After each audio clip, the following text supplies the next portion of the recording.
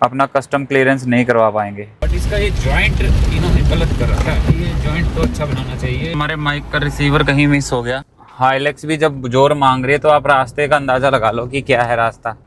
गाड़ी कह रहा है गूगल यहाँ से निकाल के ले जाओ तुम।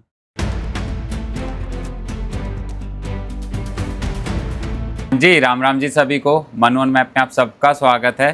फ़िलहाल हम लोग India to London road series में हम लोग अपनी कंट्री नंबर 1 में है, नेपाल में। और लेट नाइट चेक इन करने के बाद हम लोगों ने अपना फ्रूट वगैरह खाया।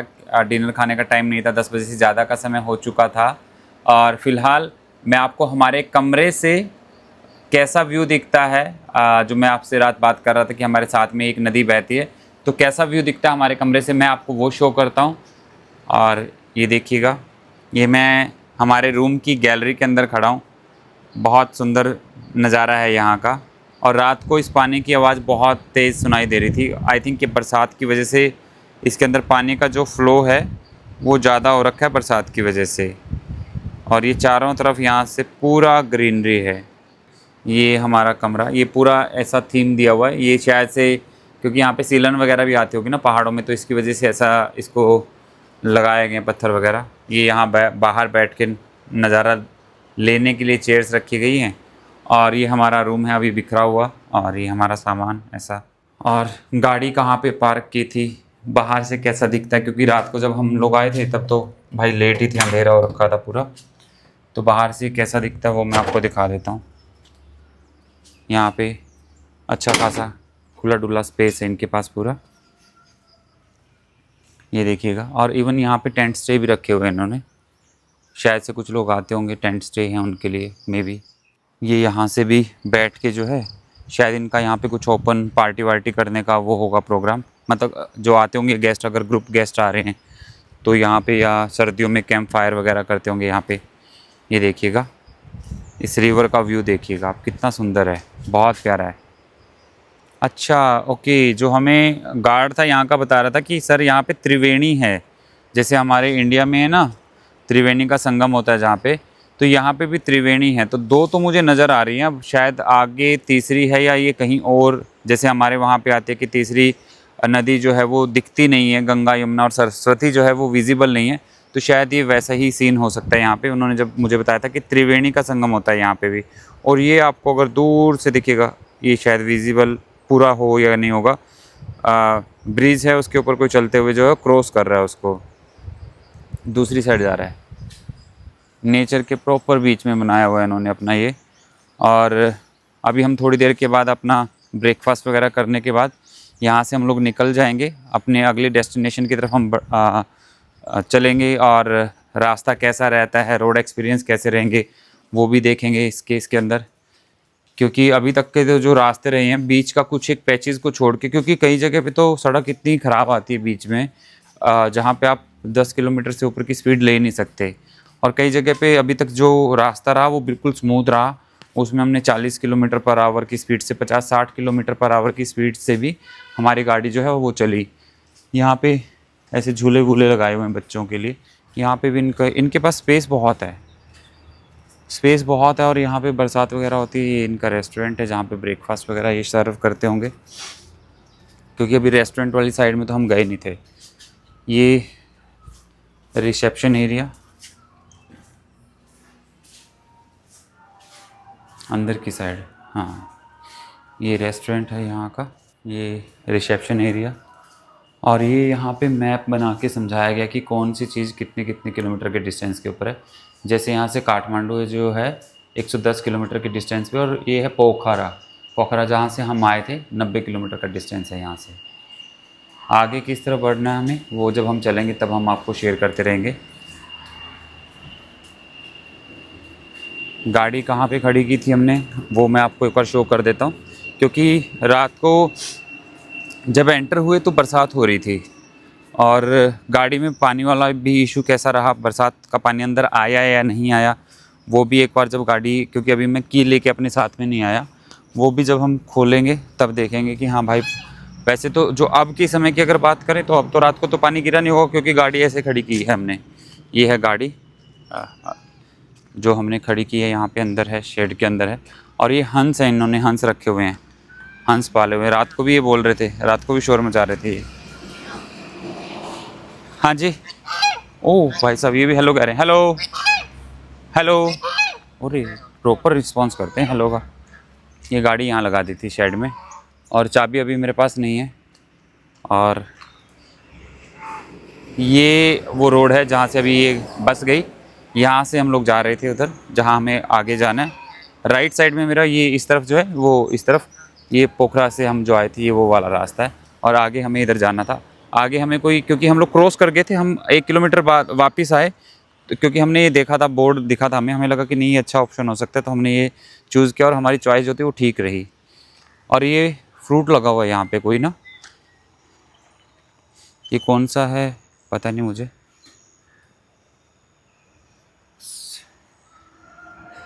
बड़ी मौसमी की तरह दिखता है। हमारे वहाँ पे भी शायद ये देहरादून की तरफ होते हैं, नाम मुझे ध्यान नहीं आ रहा है इसका कि हाँ इसको क्या बोलते हैं। तो एक बार सामान वगैरह पैक करते हैं ताकि फटाफट से निकलें, अपनी डेस्टिनेशन पे सही से पहुँच सके। सामान रख दिया गाड़ी में पूरा, होटल वालों का कर दिया हिसाब, और निकलते हैं अभी। देखो कितना रोड ट्रिप में कितना शॉर्ट आपको सारी चीज़ें निपटानी पड़ती हैं। नमस्ते, धन्यवाद। शॉर्ट उसमें आपको सारी चीज़ें निपटानी पड़ती हैं, और 4-4 घंटे की नींद में आपको काम चलाना पड़ रहा है। मुझे ध्यान नहीं है कि मुझे लगता है कि ऑलमोस्ट हम पिछले जब से हमारी ट्रैवलिंग शुरू हुई है, हर रात मुश्किल से 4 से 5 घंटे भी सोने को नहीं मिलते, क्योंकि सुबह क्या रहता है कि हाँ आपको अगले पड़ाव की तरफ बढ़ना है अपना, फिर आपको सामान पैक करना है, खुद को प्रिपेयर करना है, तो बहुत सारी चीज़ें मैनेज करनी पड़ती हैं। और रात को जिस नदी की बात कर रहे थे जो आपने अभी देखा पिछले जहाँ से मैंने रिकॉर्ड किया था, आप देखो कि यहाँ से कैसी दिखती है नदी, आप देखोगे। और पूरी रात इसके पानी की आवाज़ जो है वो हमें आती रही थी।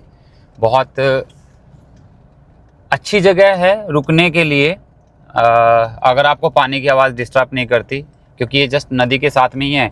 बरसातों के सीज़न की वजह से इसमें अभी उफान आ रखा है पूरा पानी में, पानी भी पूरा मटमैला है। बहुत अच्छा सीनिक व्यू है यहाँ से ना, तो देखते हैं। देखो कितना अच्छा है ये नज़ारा, और कितना पानी आ रखा है। और ये संगम है, ये त्रिवेणी का संगम बोलते हैं, ये भी जैसे हम इंडिया में बोलते हैं गंगा यमुना सरस्वती का संगम, वैसे ही मे बी यहाँ पे भी जो तीसरी नदी हो वो या तो विलुप्त उसके अंदर आती होगी जो दिखती नहीं होगी, मतलब कि जो अंडरग्राउंड होगी जो दिखती नहीं होगी। तो ये देखिए कितना सुंदर अच्छा नज़ारा है। किलोमीटर बहुत कम है जहाँ पहुँचना है, ज़्यादा नहीं है, बहुत ज़्यादा किलोमीटर नहीं है, पर सफ़र ऐसा है कि जिसकी वजह से टाइम लगने वाला है। और अगर कहीं गाड़ी धुलाने वाली कोई जगह दिखी हमें, क्योंकि मौसम ऐसा है कि हल्के बादल हैं और हल्की हल्की धूप है, तो अगर मौसम ठीक सा होता हुआ लगा और रास्ते में गाड़ी धुलवाने की जगह लगी हमें हमारी अगली कंट्री में एंटर करने से पहले, तो हम अपनी गाड़ी को धुलवा के लेके जाएंगे वहाँ पे। वैसे तो रास्ता वो जो है वो भी ख़राब ही है, उसमें ऑफलोडिंग वाला ही पूरा ट्रैक रहने वाला है, पर फिर भी गाड़ी धुलवाना तो हमारी ड्यूटी है। सुंदर गाड़ी सबको अच्छी लगती है। आगे जो है वो पुलिस चेक पोस्ट है या कस्टम चेक पोस्ट है, उसका भी हमें आइडिया नहीं है, देखते हैं। अगर वो हमें रुकने के लिए बोलेंगे तो हम अपना कारनेट इन्हें भी चेक करवा देंगे। पर ये ट्रक, ये बस वाला बाईपास कर रहा है, इसे बिहार नंबर है, तो मैं भी देखता हूँ कि हाँ मुझे रुकना है या नहीं रुकना है। तो हमें उसने कह दिया कि आप जाएँ, आपको रुकने की ज़रूरत नहीं है। बिहार के काफ़ी व्हीकल आते हैं यहाँ पे, क्योंकि जैसे हम लोग यूपी वाले बॉर्डर से एंटर किए, यहाँ से जो दूसरा नियर बाय बॉर्डर पड़ता है वो बिहार का पड़ता है, जहाँ से ये लोग एंटर करते हैं। और ये काठमांडू यहाँ से रह गया 105 किलोमीटर, और अलग अलग जगहों के नाम लिखे हैं, बट जिस जगह पे हमें जाना है वो वहाँ का नाम नहीं है। तत्तोपानी लिखा हुआ है 224 किलोमीटर। ओ भाई साहब, पहाड़ों के 224 किलोमीटर कहने को होते हैं, एक दिन से ज़्यादा खा जाएंगे 224 किलोमीटर हमारे। ये भाई हमें नेपाल का पहला जाम मिला है, और काफ़ी बड़ा जाम है, क्योंकि मुझे तो ये सिर्फ टर्न तक दिखाई दे रहा है, उसके बाद भी बहुत व्हीकल हो सकते हैं इसके अंदर फंसे हुए। और हमारी गाड़ी यहाँ पे है, और ये पीछे भी जाम लगना शुरू हो चुका है, क्योंकि आगे से कोई व्हीकल नहीं आ रहा। इसका मतलब यही है कि कहीं ना कहीं कोई प्रॉब्लम है। बस ये है कि कोई लैंडस्लाइडिंग वाला सीन ना बन जाए। पता चला हम एक लंबा टाइम के लिए यहीं पे कैप्चर हो गए। हमें अपनी जिस जगह पे पहुंचना है वो जगह का डिस्टेंस मैं आपको दिखाता हूँ, वो यहाँ से लगभग दिखा रहा है। फिर उसके बाद मैं आपको एक कमाल की चीज़ बताऊँगा। कि वो दिखा रहा है कि 5 घंटे 37 मिनट लगेंगे 144 किलोमीटर के। और ये क्योंकि मेरी टोयोटा के अंदर जो है वो यहाँ पे टाइम जो फिक्स रहेगा वो रहेगा इंडियन टाइमिंग, और नेपाल टाइम जो है वो इंडिया टाइम से 15 मिनट आगे है, मतलब कि 8:45। तो नेपाल में 8:45 हुए हैं, और उसके अकॉर्डिंग मुझे 2 बजे तक वहाँ पहुँच जाना चाहिए जहाँ पे मुझे जाना है, ठीक है। बट यहाँ दिखा रहा है टाइम जो दिखा रहा है 4:36, मतलब कि अभी 37 मिनट दिखा रहा है। कारण क्या है कि यहाँ पे आप नोट करोगे, यहाँ पे जो GMT है वो +8 हो चुका है। मीन्स ये जो टाइम उठा रहा है अभी, ये चाइना का टाइम इसने उठाना शुरू कर दिया। तो टाइम जोन के अंदर भी धीरे धीरे करते हुए टोटली बहुत सारी जगहों पे चेंज आएगा अलग अलग। फ़िलहाल जाम में है, और कितना समय जाम में रहेंगे इसका कोई अंदाज़ा नहीं है। ये लोग बीच में घुसते हैं, पता नहीं ये क्यों टाइम बचाना चाहते हैं। कहाँ जाएंगे टाइम बचा के भाई। देखो इंडिकेटर दे रहा है मुझे। कुछ लोगों को सड़क पे हमेशा जल्दी रहती है, ऐसा करना नहीं चाहिए। टाइम सभी के लिए उतना ही वैल्यूएबल है, चाहे वो बिजनेसमैन हो, चाहे वो कोई भी पर्सन हो, सबको टाइम की वैल्यू है, सबको पता है, सबको जल्दी है। खड़े भी हम धूप में थे, गाड़ी तप रही थी, ऐसी छाया सी में होते फिर भी थोड़ा सा टिकाई रह जाए बंदे को। तो जी एक छोटे से ब्रेक के बाद हमारा सफ़र दोबारा से शुरू हो गया, और ईश्वर से प्रार्थना करेंगे कि ये सफ़र ऐसे ही स्मूथली चलता रहे जैसा अभी तक चलता आ रहा है। लेफ़्ट साइड का व्यू मैं आपको दिखाता हूँ, ये देखिए। लेफ़्ट साइड में आप देखेंगे पूरा भर भर के जो है वो नदी चल रही है बरसात की वजह से।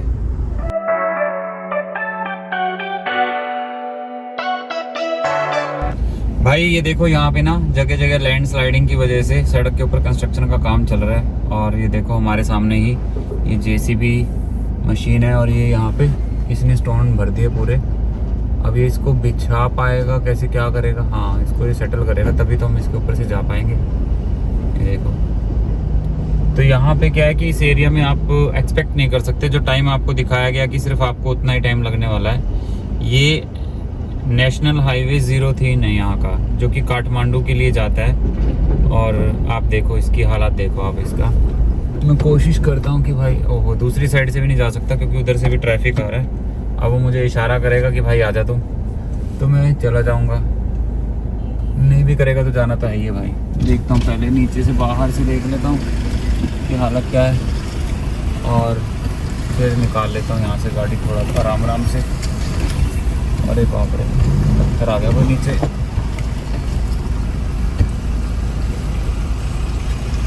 ये जी,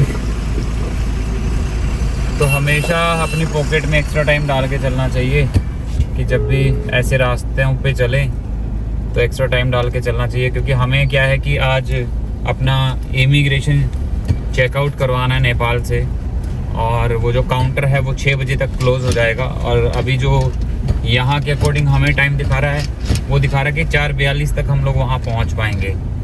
तो देखते हैं अभी कितना समय और लगेगा। अगर ऐसा 1-2 जगह पे और सिचुएशन आ गया तो फिर प्रॉब्लम बड़ी हो जाएगी। जैसे आपने पहले भी देखा था, रास्ते में जाम लगा हुआ था, और ये सड़क देखो आप। और अगर मैं आपको अपना मीटर शो करूँ, स्पीडोमीटर, तो इस सड़क पे फ़िलहाल जो मैं चल पा रहा हूँ मुश्किल से 10 से भी नीचे की स्पीड पे चल पा रहा हूँ मैं, और पूरा झूम रही है गाड़ी। आगे थोड़ी देर के बाद फिर थोड़ा सा ठीक पैच आ जाएगा, और फिर ऐसे ऐसे सफ़र के ऊपर, ऐसे रास्ते के ऊपर तो डबल हो जाता है टाइम, डबल से भी कहीं गुना ज़्यादा हो जाता है। और एक तरफ इसके जो है ये स्टिल लगातार फॉलो कर रही है नदी हमें, मतलब हम इस नदी को फॉलो कर रहे हैं भाई। ये तो हमें क्या फॉलो करेगी, हाँ। तो इसके साथ साथ रास्ते के साथ साथ ये चल रहा है। तो रोड ट्रिप के अपने अलग एडवेंचर्स होते हैं, कभी गर्मी, कभी सर्दी, कभी बरसात, कभी बहुत तेज बरसात, कभी आपकी गाड़ी की छत टपकना शुरू हो जाएगी, कभी आपको पूरा सामान नीचे उतारना पड़ेगा इमिग्रेशन के लिए, कभी फिर कस्टम क्लियरेंस, कभी ढेर सारे क्वेश्चंस इमिग्रेशन ऑफिसर्स के द्वारा। तो बहुत अलग ही जर्नी रहती है ये। देखो सारी बसें ऐसी चल रही हैं जैसे कोई बुजुर्ग आदमी चलता है ना, जैसे कोई बुजुर्ग को जब पहाड़ियों पे या कोई भी ऐसे एरिया पे जाते हैं तो वो जिस तरीके से वो चलते हैं, तो सारी बसेस की कंडीशन यही हो रखी है यहाँ पे। तो जब बस को ही ये हाल हो रखा है तो हमें तो भाई फिर और ज़्यादा थोड़ा सा धीमी गति से चलना पड़ेगा। ये देखिएगा, इन जनाब को पता नहीं कहाँ जाना है अपने डिफेंडर लेके। डिफेंडर है पता नहीं, मुझे तो गाड़ियों का ज़्यादा पता नहीं है, बट जो भी है। अच्छा, शायद उधर व्हीकल खड़ा है जिसकी वजह से सारे लोग इधर ही से आ रहे हैं। और पीछे देखो, ये शायद कोई जाम था क्या, इतनी सारा ट्रैफिक एक साथ आया खुल के यहाँ पे। तो यार हमारे माइक का रिसीवर कहीं मिस हो गया, और मिस हो गया पता नहीं, ये बाहर तो कहीं गिर नहीं सकता, गाड़ी में कहीं नज़र नहीं आ रहा। हमने इसे कहीं रखा भी नहीं आगे पीछे कहीं, यहाँ तो यहाँ हैंग किया था। और सीट के नीचे हुआ तो ठीक है, नहीं तो जहाँ पे मैं वीडियो रिकॉर्डिंग बाहर के लिए कर रहा था तो वहाँ ना गिर गया हो कहीं। रब जाने अब कहाँ मिलेगा, देखते हैं मिलता है नहीं मिलता है। मिल गया भाई ना फाइनली माइक। बड़ी जद्दोजहद के बाद, काफ़ी सारा सामान इधर उधर करने के बाद, हमें पता ही नहीं था वो कब से नीचे गिरा हुआ था। सीट के नीचे वाले मैट के नीचे गया हुआ था वो। एक बार तो हमारी भी हवा टाइट हो गई थी, मैं कहा ये तो हो गया पंगा, क्योंकि अब हमें भी नहीं पता कि इलेक्ट्रिक शॉप जहाँ से भी हमें ये मिलेगा वो कहाँ पे आएगी। और ये व्यू है जहाँ पे हम रुके थे अपनी गाड़ी में ये चेक करने के लिए। ये देखो कितना प्यारा व्यू है। और ये ट्रक वगैरह चल रहे हैं। ये गैस सिलेंडर से भरा हुआ ट्रक ख़राब हो रखा है, ये रास्ते में खड़ा है। हमारी गाड़ी यहाँ खड़ी है तो गाड़ी में बैठते हैं, सेल्फ मारते हैं और आगे बढ़ जाते हैं। ये क्या एम्बुलेंस का साइन है? हाँ, ये एम्बुलेंस आगे कोई साइड मांग रही है। निकलते हैं हम भाई।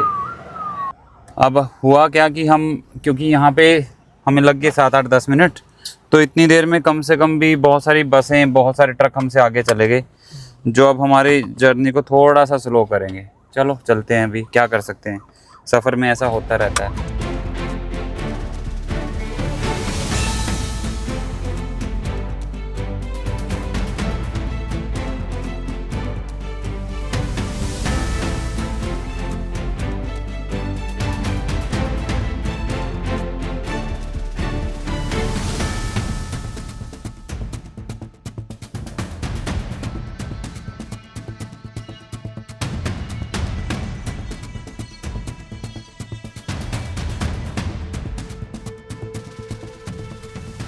रास्ते में 2 मिनट के लिए रुके हैं, और रुकना मैंने इसलिए ज़रूरी समझा कि मैं आपको बता दूं कि अब हम लोग जो रास्ता है वो कौन से रास्ता लेने वाले हैं।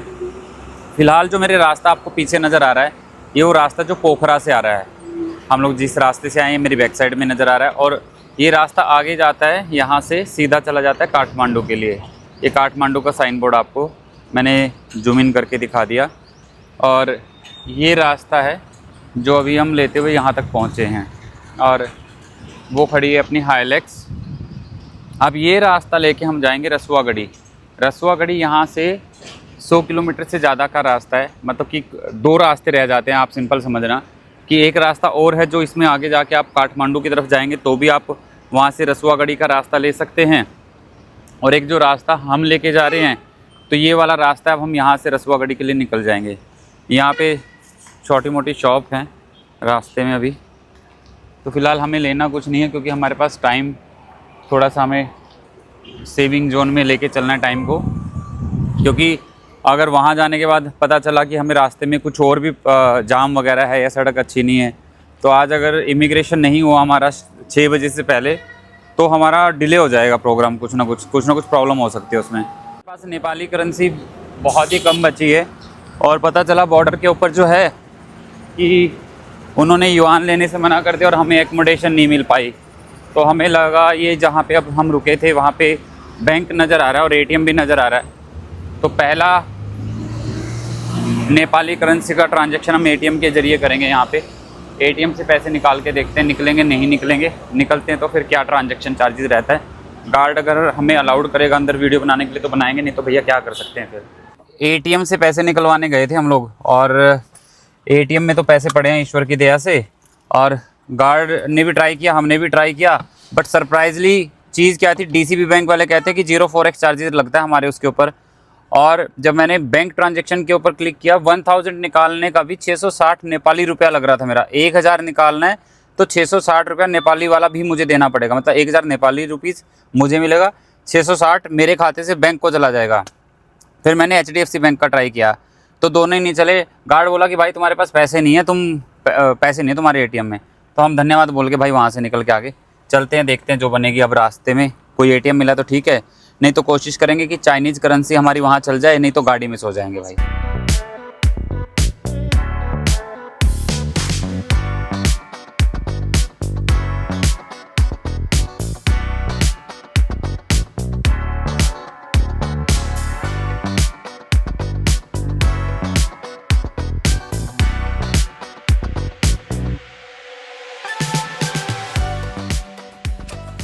ये एक और इशू, आगे बोर्ड लगा आ गया कि रास्ता जो है वो बंद है, विकल्प रास्ता लेके जाएं। तो देखते हैं कि विकल्प वाला रास्ता कौन यहाँ से अगर हमें कोई बता सके। एक गाड़ी तो मुड़ी है उस तरफ से, तो शायद ये नदी के उस तरफ से जाके हमें कहीं वहाँ मिला दे विकल्प रास्ता। हाँ ये हमें मिला सकता है। चलो एक बार अनिल पूछने गया है, उसको पूछने तो फिर निकलते हैं। तो ये एक नया रास्ता लिया है हमने और इसके ऊपर चलते हैं, देखते हैं कि इस रास्ते के ऊपर क्या विकल्प निकल के आते हैं आगे। क्योंकि गूगल मैप दिखा रहा है कि ओ भाई साहब ये तो बिल्कुल ही ऑफ रोडिंग वाला रास्ता है, सड़क तो है नहीं ये रास्ता कहीं लेके भी जाएगा नहीं लेके जाएगा पता नहीं। ये कहीं ऊपर से उस सड़क से तो नहीं, देखते हैं यार पता नहीं क्या है। शुक्र है हमारे पास गाड़ी कोई दूसरी नहीं है 4x4 और वो भी हाईलैक्स। तो होप ईश्वर से प्रार्थना कि ये रास्ता आगे कहीं हमें निकाल दे, कहीं हम यहाँ फंस गए जंगल में। चारों तरफ जंगल भी क्या, चल ठीक है जंगल नहीं है, बट यहाँ फंस गए तो हमारी ऐसी तैसी हो जाएगी। हमें 6 बजे से पहले वहाँ पहुँचना है, टाइम जेब में डाल के चलें एक्स्ट्रा। बट आपने रास्ते की 2-3 जगह की सिचुएशन देख ही ली कि कहीं कहीं पे क्या क्या काम चल रहा है, कहीं कुछ चल रहा है। और ये तो 5 की स्पीड पे भी गाड़ी चलना इसमें तो मुश्किल है। गाड़ी बस अपनी हिल रही है थोड़ी थोड़ी सी, जैसे कभी जब डब्बा भर जाता है पूरा आप इसे हिला हिला के सेटल करते हो, तो वैसे ही सिचुएशन ये है।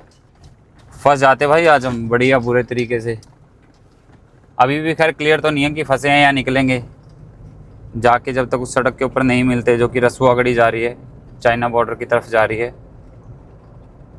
तब तक कुछ कहा नहीं जा सकता। तब तक साइलेंट रहना ही अच्छा है। अगर इस पर कोई और गाड़ी सामने से आ गई तो एक गाड़ी को बिल्कुल ही सड़क के दूसरे किनारे पे जाना पड़ेगा, क्योंकि कहीं पे बीच में ऐसी कोई क्रॉसिंग नहीं है। ये देखो लोगों ने अपनी फसलें भी सड़कों के ऊपर सुखाई हुई हैं, कुकड़ी हैं, मक्की की फसल सड़क के ऊपर सुखा रखी है लोगों ने यहाँ पे। आई थिंक इससे आपको अंदाज़ा लग ही जाएगा कि रास्ता चलता नहीं है, तभी लोगों ने अपनी फसलें सड़क के ऊपर सुखा रखी हैं। अदरवाइज़ कोई अपनी फसलों को ऐसे कहाँ सड़कों पे सुखाता है। घर बहुत अच्छे हैं, घर बहुत अच्छे बन रखे हैं।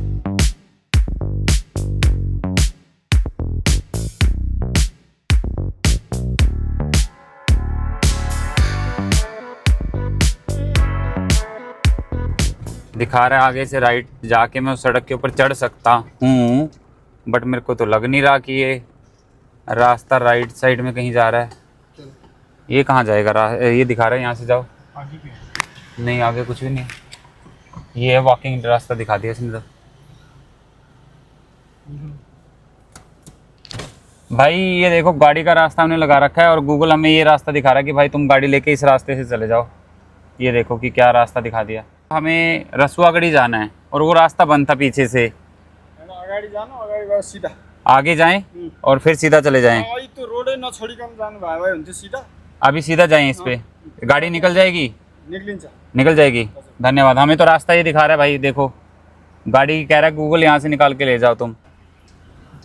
ये देख लो कहाँ से निकलना पड़ रहा है।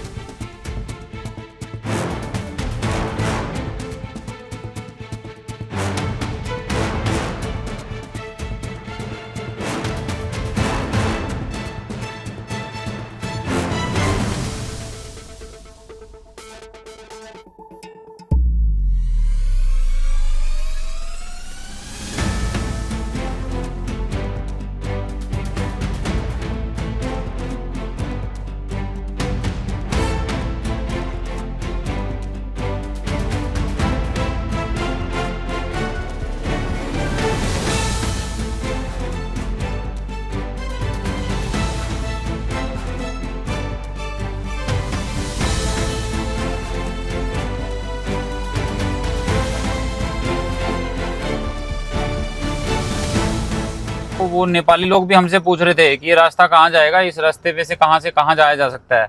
मतलब हम ऐसी जगह पे थे जहाँ पे नेपाली लोगों को भी नहीं पता ये रास्ता जाएगा कहाँ।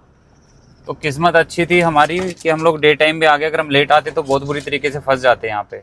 ये सड़क से इस तरफ का बोर्ड है, हम जब उधर से चले थे मैंने आपको वो बोर्ड दिखाया था कि जो आया था कि रास्ता बंद है, और आपने रास्ता देख लिया कि रास्ता इस तरीके का था कि जिस पे हमसे लोग, नेपाली लोग हमसे पूछ रहे थे कि भाई ये रास्ता जाएगा कहाँ, जाता कहाँ पे है ये।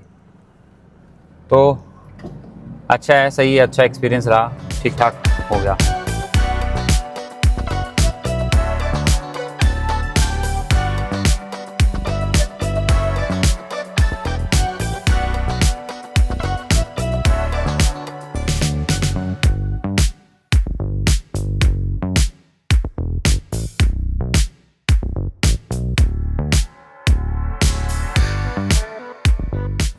भाई ये रास्ता आ रहा है जो इधर, मैं रुका हूँ एक सेकंड साइड में, ये देखो ये जगह है गंगट, गंगटे इंग्लिश में गंगट लिखा हुआ पता नहीं। और ये रास्ता काठमांडू से आता है यहाँ पे, और हमें जो जाना है वो जाना है रसुआ। भाई ये चौक है, आप इसे देख लो, हम पोखरा से आए हैं और ये राइट हैंड साइड में जो रास्ता है ये काठमांडू से आता है। ये जो बाइकर्स आ रहे हैं यहाँ से, ये बाइकर शायद उसी तरफ जा रहे होंगे। हम जा रहे हैं रसुआ। रसुआ वही जगह है जहाँ पे चाइनीज़ बॉर्डर है। और मेरे पीछे आ गया ट्रक, अगर ये मेरे आगे आ गया तो मेरी बैंड बजा देगा ये। मैं निकलता हूँ आगे। तो ये चौक ऐसे देख लें आप, यहाँ से रसुआ का रास्ता जाता है। रसुआ मतलब कि चाइना बॉर्डर का रास्ता। और ये सड़क खूबसूरत सड़क, और ये बाइकर्स एंजॉय कर रहे हैं अपनी राइड को। ठीक रह गया वो ट्रक मेरे से पीछे हो गया भाई, नहीं तो मेरे को और टाइम लग जाना था। वाह, ये देखो कि बस भी इसमें डिप खा रही है, तो छोटी गाड़ियां तो डिप खाएंगी। तो भाई ऐसा रास्ता है, ये जो आगे का रास्ता जा रहा है, कहीं कहीं पे ऐसा रास्ता मिलेगा जिसकी वजह से हाइलक्स भी जब जोर मांग रही है तो आप रास्ते का अंदाज़ा लगा लो कि क्या है रास्ता। गाड़ी में बैठे बैठे भाई अभी टी ब्रेक ले लिया, नीचे उतरने का टाइम हमें लगा नहीं कि सूटेबल है 5 मिनट के लिए। अभी अपना टी पियेंगे और फिर सीधा जो है बॉर्डर पे ही रुकेंगे जाके, ताकि हमारा नेपाली इमिग्रेशन जो है वो शाम के 6 बजे से पहले हो सके। और लगभग ऑलरेडी 1 घंटा 40 मिनट हम लोगों के रास्ते में जाम की वजह से, ये सड़क की सिचुएशन की वजह से हम लेट हो चुके हैं, जबकि हम 4 घंटे का बफर डाल के चले थे अपने जब सफ़र में चले थे। यहाँ से भाई ये 2 रास्ते हैं, और एक रास्ता हमें दिखा रहा है जो शॉर्टेस्ट है, ये मेरी लेफ़्ट साइड में नीचे चला गया। और हाँ, ये लेफ़्ट साइड में नीचे चला गया। ये यहाँ से दिखने में तो पैच अभी ठीक दिखेगा, बट ये बहुत ही ज़्यादा मतलब कि आगे जाके बहुत ज़्यादा बेकार कंडीशन में है। नहर के साथ साथ जाता है रास्ता, और इसमें 1 घंटा कहता कि कम लगेगा, बट इस रास्ते को लेके कोई भी अभी तक मुझे आइडिया नहीं कि किसी पर्सन की मैंने वीडियो देखी हो जो कि चाइना बॉर्डर तक गया उस रास्ते से। हम जो रास्ता लेके जा रहे हैं वो 1 घंटा लेट दिखा रहा है, बट उसमें जो है कम से कम ये है कि सभी लोग उसी से जाते हैं, तो वही रास्ता हमने पकड़ लिया। हम लोग कई बार क्या होता है कि गूगल के चक्कर में उलझ जाते हैं, हमें भी गूगल ने ऑफ़र किया था कि आप वो वाला रास्ता ले लो, 1 घंटा कम पड़ेगा, बट हमने पहले जो अभी पहुँचे हैं, अभी एक पर्सन हमारे ग्रुप के साथ ही जो जाएंगे, उन्होंने भी ग्रुप में मैसेज डाला कि मैं ये वाला रास्ता लेके आई हूँ, और हम भी यही रास्ता लेके जा रहे हैं। फिर सारा कुछ फोगी हो गया यहाँ पर, और लेफ़्ट साइड में हमारी बहुत बड़ी मतलब घाटी है, और वहाँ दिख भी कुछ नहीं रहा कि कितनी गहरी है। अच्छी बात है ना दिखे कितनी गहरी है, वैसे खाम का हवा टाइट होएगी, खाम खाई डर लगेगा देख के। और बसें हाँ इतनी पास से जैसे बस की फुटा लेके माप लो, इतना सेंटीमीटर का गैप दिखा देते हैं। और सड़कों के मतलब कि एक साइड में कोई प्रोटेक्शन नहीं है, हम यूँ सोच रहे हैं कि कोई प्रोटेक्शन है बंदे के लिए, ना ना, ठीक है भाई इन्होंने सड़कें बना दी लोगों के चाइना पहुंचने तक के लिए, वो बहुत बड़ी बात है। लेफ़्ट साइड में आपको अगर हल्का हल्का नज़र आ रहा होगा तो पूरा फोगी है, और ये है कि बसेस वालों की ड्यूटी है कि भाई हॉर्न बजाते चलो, ताकि कोई पहले ही अलर्ट रहे, कहीं बीच में फंस के कहानी बिगड़ ना जाए, क्योंकि वापस बैक करना बस या गाड़ी यहाँ पे बहुत डिफ़िकल्ट है। सड़क तो है यहाँ पे, अभी पैच जो है वो चौड़ा सा है पैच।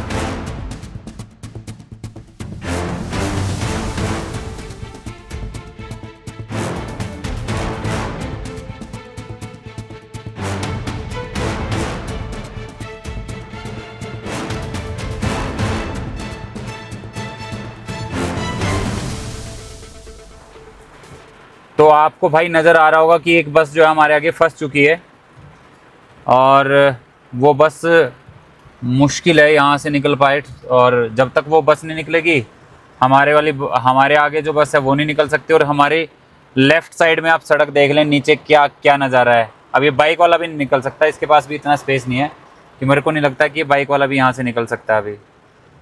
तो भाई अभी तो यहीं रुक के वेट करना पड़ेगा जब तक वो आगे वाली बस निकलती नहीं, और उसका कुछ मेरे को सिस्टम लगता नहीं कि निकल सकती है नहीं निकल सकती है। इसके अकॉर्डिंग तो आज जो है हम अपना कस्टम क्लियरेंस नहीं करवा पाएंगे, अपना इमिग्रेशन चेकआउट, क्योंकि इमिग्रेशन काउंटर जो 6 बजे बंद हो जाता है। और इस तरफ पूरा लैंडस्लाइड हो रखा है लेफ़्ट साइड में। वो तो ठीक है कि हम लोग लेफ़्ट साइड वाली सड़क नहीं ली हमने, वहाँ उलझ जाते हम तो भाई अभी हम लोग जा रहे हैं चाइना बॉर्डर की तरफ, और ये हो गया हाल सड़क का। और ये तो ये था ही, नीचे वाला हाल देख लो, ये है, ये अपनी हाइलैक्स है। हमने क्योंकि अभी नीचे वाले के ऊपर ये हाल चल रहा था और आगे से कोई व्हीकल नहीं आ रहा था, तो हमने ऊपर वाली साइड पे लगा दिया, और ये हाल है। और मुझे नहीं लगता कि वो पत्थर को, इतने बड़े पत्थर को हाथ से कहाँ मूव कर पाएंगे यार, मुश्किल है। और उसके बाद ये 2 लोडेड ट्रक जो हैं ये भी हमारे आगे चलेंगे वहाँ तक, चाइना बॉर्डर तक। और अभी यहाँ से जो घंटा लगभग 4 से 5 घंटे का रास्ता है चाइना बॉर्डर का। ये यहाँ से बस निकलेगी, उसके बाद ये ट्रक निकलेंगे यहाँ से, और ये बस निकलेगी, उसके बाद हमारे वाला है। और ये इधर का हाल है।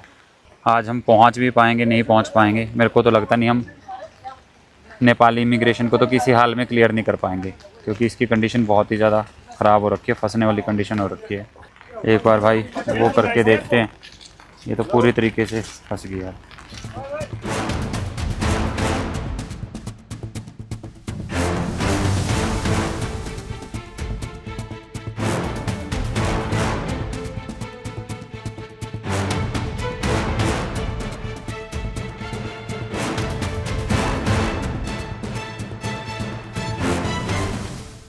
भाई लगभग 1.5 से 2 घंटे लगे, और काफ़ी एफर्ट्स डाले उन्होंने भी। बस की सारी सवारियां नीचे उतर के खड़ी हो गई थी, बट निकल गई, बस निकल गई। और अब आगे बढ़ते हैं अपनी जर्नी के ऊपर हम भी। महिंद्रा की ये pickup truck, Mahindra pickup truck, ये हमारे इंडिया में नहीं आता देखो। और महिंद्रा इंडियन ब्रांड है, और महिंद्रा का पिकअप ट्रक नेपाल में बिक रहा है, इंडिया में नहीं आता। एक्चुअली में जितना मुझे समझ में आया, इन्होंने क्या किया, नेपाल में अपनी स्कॉर्पियो को आधा हिस्सा जो है उसका ट्रक के रूप में बना दिया, पीछे वाला पिकअप छोड़ दिया उसका, मतलब कि वो पिकअप ट्रक बना दिया उसका। हमारे यहाँ तो पूरा सीटिंग के लिए रख दिया इन्होंने, बट यहाँ पे जो है वो सिर्फ एक ट्रक के रूप में बना दिया इसने। बाकी आप में से किसी को ज़्यादा जानकारी होगी आप कमेंट में भी डाल सकते हैं भाई।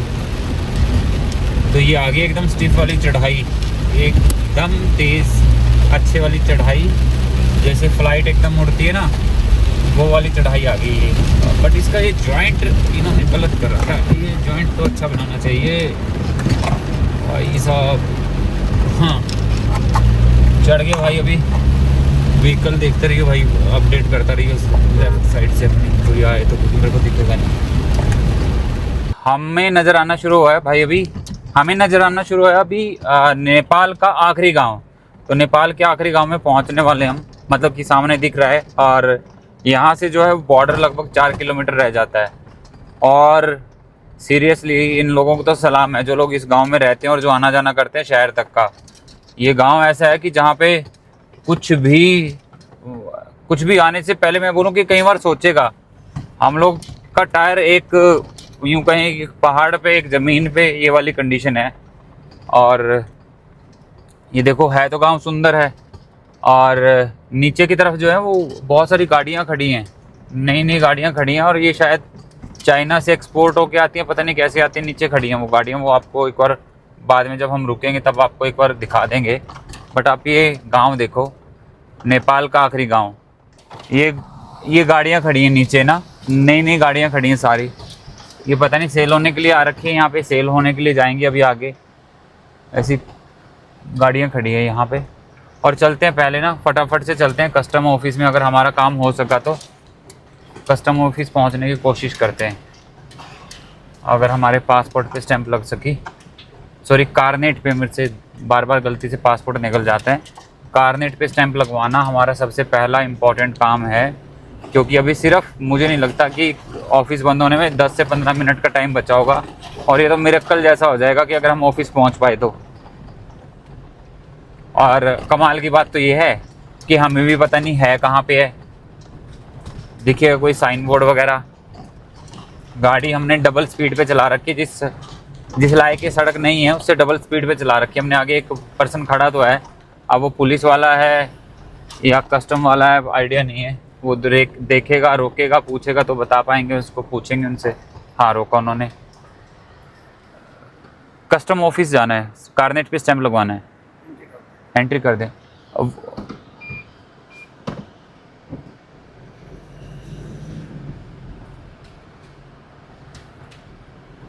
तो भाई अभी एंट्री करने के लिए बोला इन्होंने, मैं कोशिश करता हूँ कि एंट्री जल्दी हो जाए। तो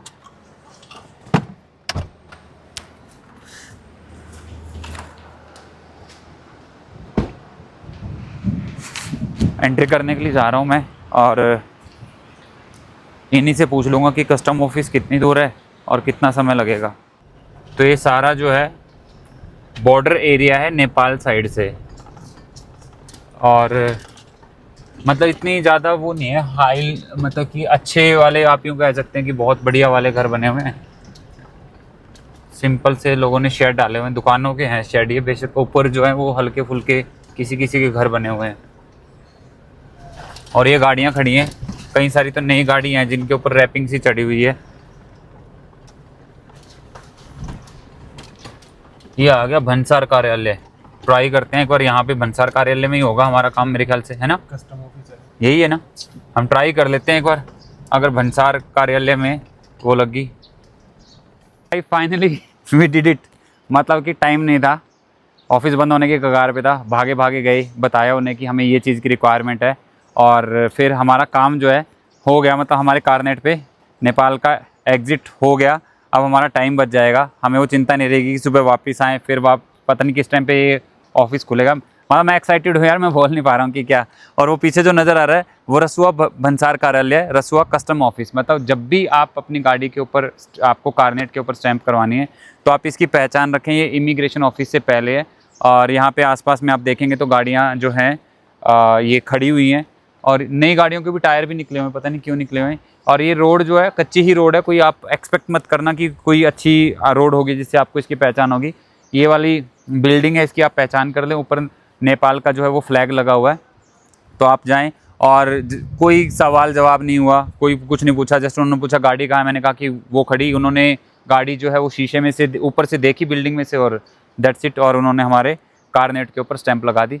तो अब जो चलते हैं हम लोग अपने होटल का, जो हमें नाम दिया हुआ हमारे गाइड के द्वारा, हम एक बार वहाँ पे जाके देखते हैं, और फिर हम रास्ते में चेक कर लेंगे कि इमिग्रेशन का ऑफिस कहाँ पे है, जहाँ पे हमें अपने पासपोर्ट पे एग्जिट की स्टैंप लगानी है। तो चलते हैं फिर वहाँ पे। अभी कस्टम वाला काम निपटने के बाद जस्ट उसके साथ में ही यहाँ पे जो है वो बॉर्डर के ऊपर एक आर्म पुलिस फोर्स की चौकी है, और उन्होंने बोला है कि आप एंट्री करवा लीजिएगा। तो अभी अनिल जो है वो एंट्री करवाने के लिए गया है, और एंट्री में भी ज़्यादा कुछ ऐसा रहता नहीं, बड़ा सिंपल सी एंट्री होती है। एंट्री में आपसे पूछा जाता है आपका नाम क्या है, कहाँ से आए हैं, नेपाल में कहाँ से आए हैं, आपका कोई कॉन्टैक्ट नंबर, नेपाली कोई कॉन्टैक्ट नंबर हो, नहीं तो फिर वो इंडियन कॉन्टैक्ट नंबर ही लिख देते हैं। तो ये बेसिक सी इन्फॉर्मेशन पूछते हैं, नेम सरनेम वगैरह, और उसके बाद आपकी एंट्री हो जाती है। और कोई डॉक्यूमेंट वगैरह उन्हें देखने की, इन्होंने तो जो भी जितने भी ऐसे पुलिस पोस्ट बनी हुई थी, इन्होंने कोई भी डॉक्यूमेंट नहीं देखा हमारा, इन्होंने कोई भी डॉक्यूमेंट की डिमांड नहीं की, ना पासपोर्ट, कब एंट्रेंस किया था उससे रिलेटेड कोई क्वेश्चन, कोई ऐसे कुछ भी सवाल नहीं पूछे गए। जस्ट देखिएगा कि मैंने वीडियो शूट करना शुरू किया था, और 1 मिनट के अंदर अंदर अनिल जो है वो वहाँ से वापस भी आ चुका है, उसका काम जो है वो डन हो चुका है। और अब हम लोग जो है वो जा रहे हैं, एक बार देख लेंगे कि इमिग्रेशन का ऑफिस कितनी दूर है। इन्होंने बताया कि लगभग 1.5 किलोमीटर के आसपास है, और वहीं पे जो है वो होटल वगैरह मिल जाएंगे। मिलनसार है, इवन इन्हें भी खुशी होती है कि भाई अच्छा, मतलब आप बाय रोड जो है इतना बड़ा ट्रिप कर रहे हैं, तो ये लोग भी खुश होते हैं। मतलब स्माइलिंग फेस वाला है इनका सिस्टम, ऐसा नहीं है कि हाँ ये लोग कुछ लाइक चिड़चिड़े स्वभाव के नहीं हैं, मस्त मोला टाइप के अच्छे लोग हैं, सही है। ये नई नई गाड़ियाँ खड़ी हैं यहाँ पर, और भी जो लोग पहले जाते रहे वो भी दिखाते रहे अपनी वीडियो के अंदर। इन गाड़ियों की खास बात क्या, नई भी हो सकती है, थोड़ी बहुत ही पुरानी भी हो सकती है, इनके नंबर प्लेट कहीं नहीं है, इनके ऊपर ना आगे ना पीछे नंबर प्लेट कहीं नहीं लगा हुआ।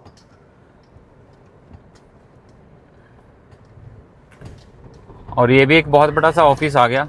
ये पता नहीं किस चीज़ का ऑफिस है, इमिग्रेशन ऑफिस तो नहीं है, शायद अपकमिंग इमिग्रेशन ऑफिस हो सकता है भाई। कंस्ट्रक्शन चल रही है। अपनी तरफ से तो कुछ ना कुछ हम इंडियन हैं, तुक्का तो मारेंगे कोई ना कोई भाई, बताना तो बनता ही है क्योंकि बिल्डिंग काफ़ी बड़ी है। मे बी कस्टम और इमिग्रेशन ऑफिस दोनों एक इकट्ठे कर दे।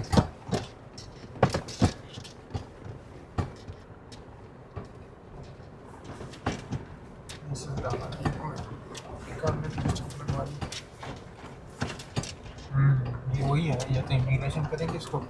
ये दोनों को ज्वाइंट कर देंगे नीचे ऊपर करके। क्योंकि इतनी बड़ी बिल्डिंग है। हाँ, हम बॉर्डर के ऊपर इतनी बड़ी बिल्डिंग तभी बना रहे हैं। मैं आपको टाइम दिखा देता हूँ। अभी जो कारनेट के ऊपर हमारे स्टैंप लगी है, इतना सही टाइम था हमारे पास, आप ये देख लो 17:43 इंडिया का टाइम हुआ है। और नेपाल का टाइम जो है वो 15 मिनट हमसे आगे है।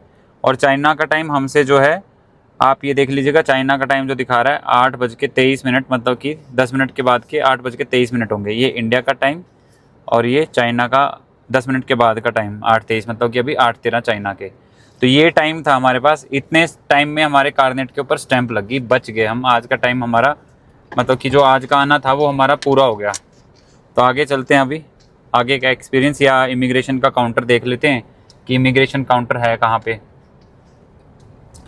और एक बार तो हम लोग भी मन बना चुके थे, हमें भी लग रहा था कि भाई अभी तो जो है कारनेट के ऊपर स्टैंप नहीं लगेगी 6 बजे, क्योंकि 6 बजे में 5-10 मिनट ही थे और ऑफिस की फॉर्मेलिटीज़ भी काफ़ी सारी होती हैं। बट उन्होंने ऐसा कुछ नहीं कहा कि सुबह आना, ये है वो है करके। उन्होंने जस्ट कारनेट को देखा, एक दूसरे से कंसल्ट किया और बिना किसी सवाल जवाब के कारनेट के ऊपर स्टैंप लगा दी। और फिलहाल जैसे मैंने बताया, हम लोग बढ़ रहे हैं इमिग्रेशन काउंटर की तरफ। आज का जो हमारा रोड एक्सपीरियंस रहा भाई साहब, यूँ कहूँ कि नानी याद करवा दी। एक बार तो यूँ लगा था यार कहाँ ही फंस गए, कहीं पंगा तो नहीं मोल ले लिया। ऐसा एक बार नहीं लगा, सीरियसली ऐसा बहुत बार लगा। नानी दादी जो भी है, बस आप जो कुछ कह लो वो सब याद आ गई। जो 10 किलोमीटर 10 किलोमीटर नहीं 100 किलोमीटर 10 घंटे ये लेके चलना। और मेरी भी वीडियो अभी ऊपर नीचे हिल रही है क्योंकि कारण क्या है कि सड़क भाई ऐसी है। तो चलो, मैं वीडियो शूट के चक्कर में ज़्यादा नहीं पड़ता अभी, मतलब फ़ोन को जो है वो हैंग करता हूँ यहाँ पे। और मिलते हैं एक बार आगे, होटल में चेक इन करते हैं जाके। तो थोड़ा सा आगे आने के बाद ये जो है इमिग्रेशन ऑफिस है। और अभी फ़िलहाल इमिग्रेशन ऑफिस जो है वो बंद हो चुका है। ये बिल्डिंग है इमिग्रेशन ऑफिस की। मतलब हमें सुबह जो है वो 8 बजे जब हम आएंगे तो हमें अपने पासपोर्ट के ऊपर यहाँ पे आके स्टैंप लगवानी पड़ेगी। ये है इमिग्रेशन ऑफिस। ये एग्ज़िट पॉइंट रहेगा हमारे इमिग्रेशन स्टैंप, कल सुबह यहाँ से लग जाएगी भाई। ये आगे जो है ये रास्ता जाएगा, ये वाला रास्ता चाइना के लिए।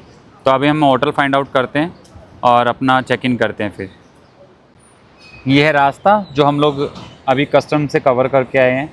और ये है अपनी गाड़ी। और ये जो है हमने होटल बुक किया है, इसका नाम है होटल कैलाश। और होटल कैलाश को जो है हम होटल बुक करके नहीं आए थे यहाँ पे। और सजेस्टेड ये रहता है कि भाई आने से पहले आप अपना होटल बुक कर लो। बट हम तो ऐसे ही आए थे, हमें ये था कि अगर नहीं रहेगा तो क्या दिक्कत है, गाड़ी में भी रात बिता के देख लेंगे। तो हमने इसके लिए जो है वो 4000 नेपाली करेंसी पे की है। 4000 नेपाली करेंसी में हमारा डिनर और ब्रेकफास्ट जो है वो इंक्लूड रहेगा 2 लोगों का।